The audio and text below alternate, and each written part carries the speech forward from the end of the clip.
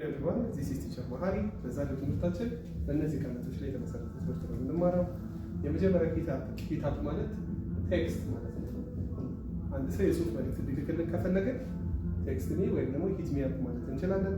ይሄኛውን ስንጠቀም መሀል ላይ ኦብጀክት ፕሮናውን የምናስቀምጠው ለምሳሌ ሂት ሚ አፕ።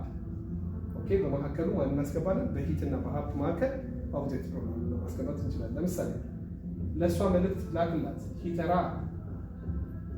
ኦኬ፣ ወይም ደግሞ ቴክስት ሚ። እዚህ ጋር ስንመጣ ደግሞ ቴክስት ሀር ኦኬ ማለት ይቻላል። ሁለተኛው ሂት ዘ ቡክ ነው። ሂት ዘ ቡክ ማለት ስተዲ ማለት ነው። ስተዲ ማለት ማጥናት ነው። ለምሳሌ ውድ ሳይ ሌትስ ሂት ዘ ቡክ ወይም ደግሞ ሌትስ ስተዲ ማለት ይቻላል።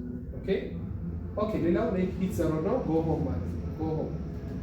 ጎ ሆም ማለት ወደ ቤት መሄድ። ለምሳሌ ሻል ዊ ሂት ዘ ሮድ ማለት እንችላለን። ሻል ዊ ሂት ዘ ሮድ ወደ ቤት መሄድ እንችላለን ማለት ነው። ኦኬ የመጨረሻው ሂት ዘ ሳክ። ሂት ዘ ሳክ ማለት ወደ መኝታ መሄድ ወይም ሂድ እንደማለት ነው።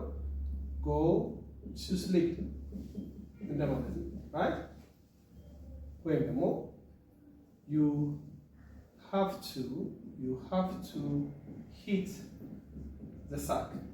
You have to hit the sack. ወደ መኝታ መሄድ አለብህ ወይም ደግሞ መሄድ አለብሽ እንደማለት ነው። Thank you for watching.